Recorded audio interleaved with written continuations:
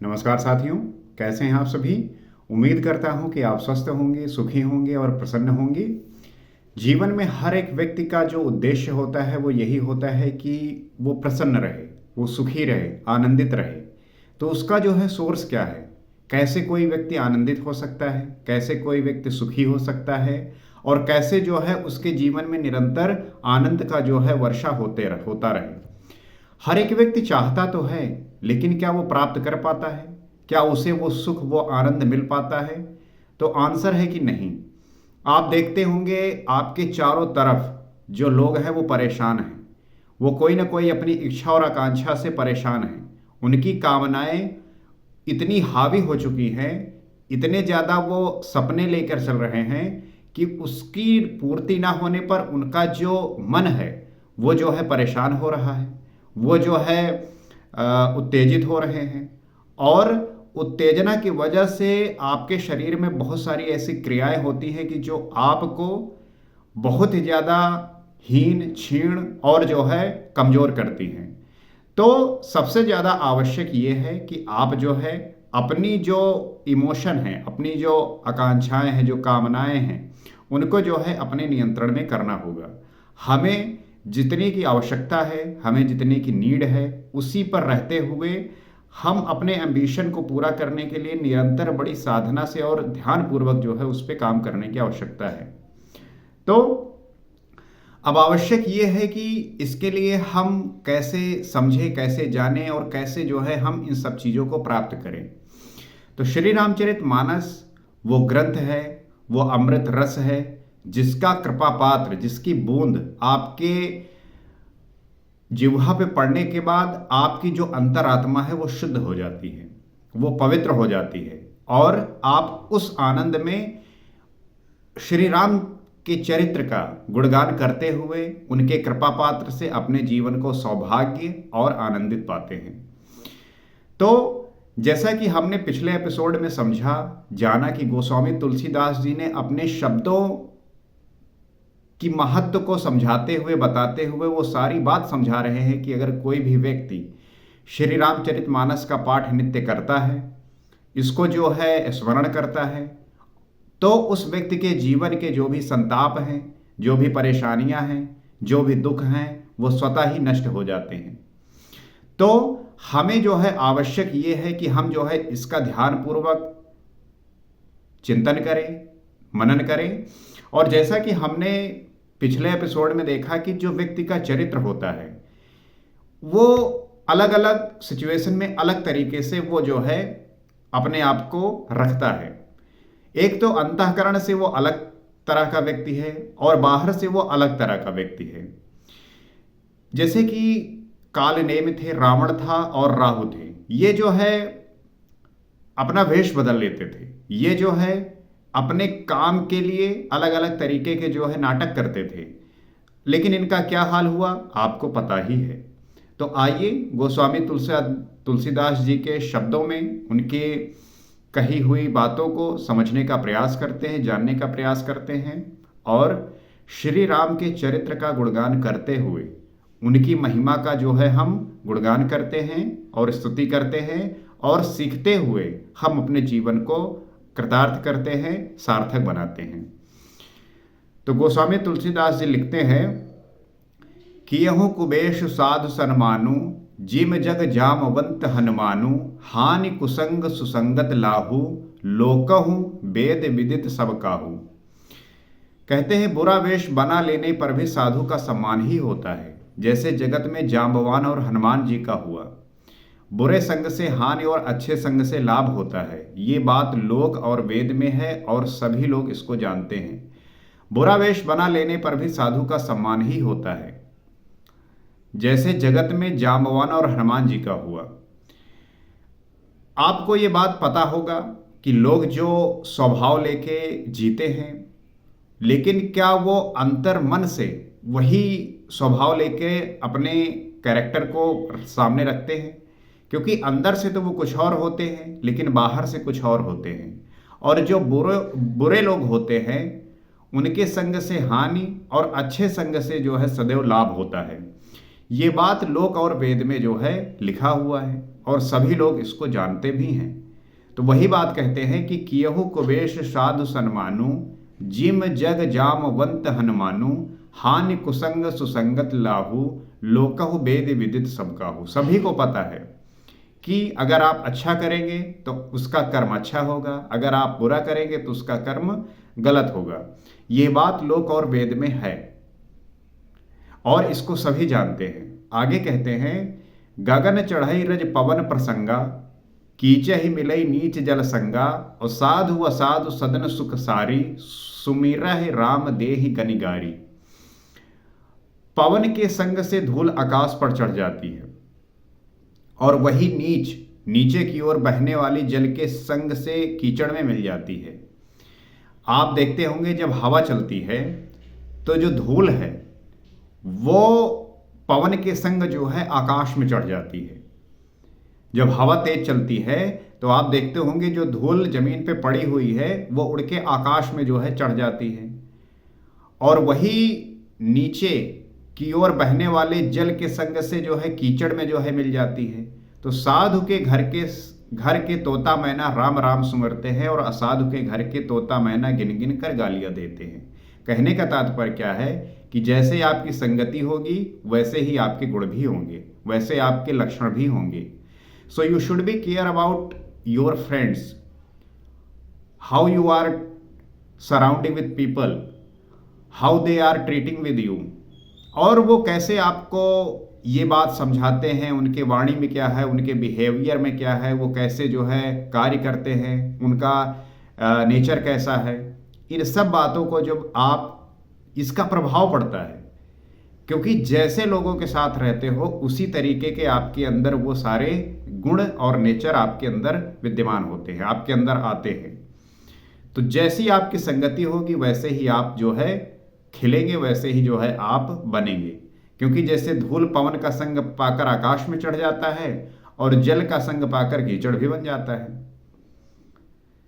क्योंकि जैसे साधु के घर में जो तोता मैना होते हैं वो भी राम राम पुकारते हैं, और जो असाधु लोग होते हैं उनके जो तोता मैना हैं वो गाली देते रहते हैं। तो फर्क है आपके सत्संगति का।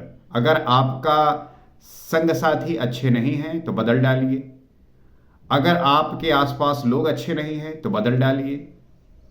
लोगों को नहीं बदल देना, आप अपनी जगह बदल दीजिए। ऐसा थोड़ी कि उनको हटाकर दूसरे लोगों को आप वहाँ पे जमा कर देंगे। अगर वो स्थान ठीक नहीं है तो स्थान बदल दीजिए। क्योंकि जैसी संगति होगी, जैसे लोगों के बीच में रहेंगे, जैसे आप कार्य करेंगे, उसी प्रकार के आपके भीतर वो लक्षण विद्यमान होंगे। तो सदैव आपको ये ध्यान रखना है कि आपके भीतर कौन से लक्षण हैं। आगे कहते हैं, धूम कुसंगत कारिक होई, लिखई पुराण मंजु मस सोई, सोई जल अनल अनिल संघाता, होई जलद जग जीवन दाता। कुसंग के कारण धुआं कालिक कहलाता है, वही धुआं सुसंग से सुंदर स्याही होकर पुराण लिखने के काम में आता है, और वही धुआं जल अग्नि और पवन के संग से बादल होकर जगत को जीवन देने वाला बन जाता है। तो संगी जो साथ है, जो लोगों का, अच्छे लोगों का अगर साथ होगा तो कैसे कौन सी चीज़ें परिवर्तित हो सकती हैं और व्यक्ति क्या बन सकता है, ये जो है बहुत निर्भर करता है। तो कुसंग के कारण जो धुआं होता है वो कालिक कहलाता है, और वही धुआं अगर सुसंग मिल जाए तो वही सुंदर स्याही होकर उससे पुराण लिखे जा सकते हैं, और वही धुआं जल अग्नि और पवन के संग से बादल होकर जगत को जीवन देने वाला बन जाता है। तो सबसे ज़्यादा जरूरी है संगति। अगर आपके फ्रेंड आपको आपके कैरियर के लिए ग्रोथ करने में नहीं मदद कर रहे हैं, अगर वो ये नहीं बता रहे हैं कि आपको जीवन में कैसे ग्रो करना है, क्या प्राप्त करना है, कैसा आपका जीवन होना चाहिए, तो उन दोस्तों को आप तुरंत त्याग दीजिए। अगर कोई दोस्त आपका ऐसा है जो ये कह रहा है कि फ़ोन कर रहा है कि हाँ आज हमारा जो है ब्रेकअप हो गया, अब उसका जो है तुम 2 घंटा कहानी सुनो, अच्छा सुनो आज जो है ये काम हुआ, आप उसके जो है कहानी सुन रहे हो, तो वो तो बर्बाद होगा ही, साथ में आपको भी ले डूबेगा। तो ऐसे लोगों से जितनी जल्दी हो सके आप दूर हो जाइए। आपका जैसे कार्य है, आप कार्य करने जाते हैं, किसी भी कार्यस्थल में हैं, तो आप अपने कार्य के प्रति कितने समर्पित हैं। खाली टाइम मिलता है तो उसमें आप अपनी प्रोडक्टिविटी बढ़ाने के लिए क्या करते हैं। लेकिन लोग क्या करते हैं, जैसे उन्हें ब्रेक मिलता है वो जो है सुट्टा लगाने बैठ जाते हैं, वो सुट्टा फूंक रहे हैं, एक दूसरे की चुगली कर रहे हैं, और फिर यही बात वो कहते रहते हैं कि सब खराब है, सबको गालियां वो देते रहते हैं। कोई खराब नहीं है, आप खराब हैं। अगर आपके जीवन में परेशानी और दुख है तो उसका जिम्मेदार आप ही हैं। आप किसी को गाली देने से आपके जीवन की जो समस्याएं हैं वो खत्म नहीं हो जाएंगी। आपको अपने जीवन की समस्याएं खुद जो है सॉल्व करनी होंगी, और ये सॉल्व होगा आपके होश में आने से। आप कार्यस्थल में हैं, आपको ब्रेक मिला, आप सुट्टा फूंक रहे हैं, साथ में मिलकर दूसरे को गालियां दे रहे हैं, फिर काम में आके मन को मार कर बैठे हुए हैं, इससे आपकी उन्नति नहीं होने वाली। आप अपने कार्य के प्रति पूरी रूप से समर्पित रहिए, और जब समय मिले आपको तो उसको सही तरीके से प्रोडक्टिविटी में लगाइए।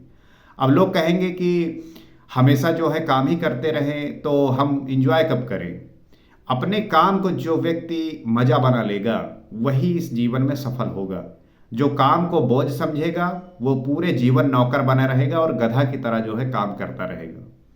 तो अगर अपने जीवन में ग्रो करना है, अगर अपने जीवन को उत्कृष्ट बनाना है, तो जो काम आप कर रहे हैं उसी को मजा बनाना होगा। अगर आप सोचते हैं कि काम मेरा जो है उबाऊ है, ये प्रेशर डालता है, दबाव डालता है, लोग जो है वेट करते रहते हैं कि कैसे इससे छुट्टी मिले, तो आप अपने जीवन में कभी नहीं ग्रो करेंगे। आप गधे की तरह ही काम करते रहेंगे और एक दिन इसी तरह गधेपन का काम करते करते मर जाएंगे। तो अगर अपने जीवन में ग्रो करना है तो जो आपका काम है उसी को जो है मजा बना लीजिए, उसी को जो है आनंद बना लीजिए। वही मजा आपको जो है जीवन में ग्रो कराएगा, वही मजा जो है आपको जीवन में आगे बढ़ाएगा।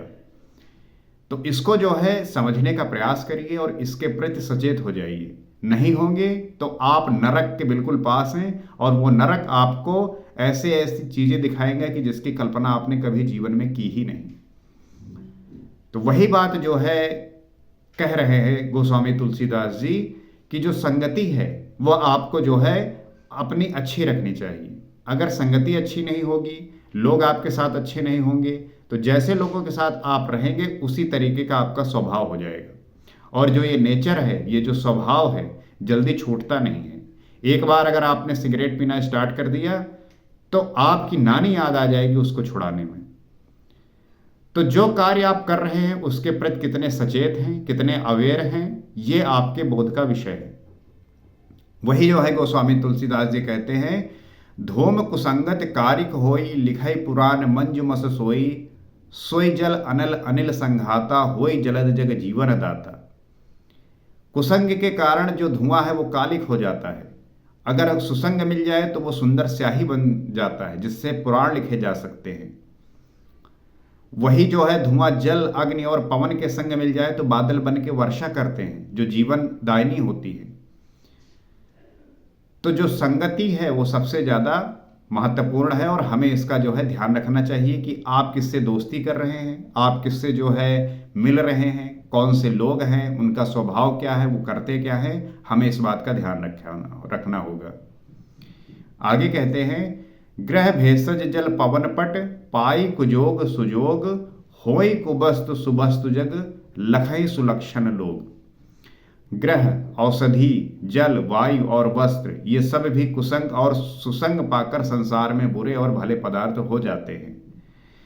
तो चाहे ग्रह हो, औषधि हो, जल हो, वायु हो और वस्त्र हो, ये सब भी अगर कुसंग का साथ पाएंगे तो बुरे हो जाएंगे, और सुसंग का साथ पाएंगे तो भले पदार्थ हो जाते हैं।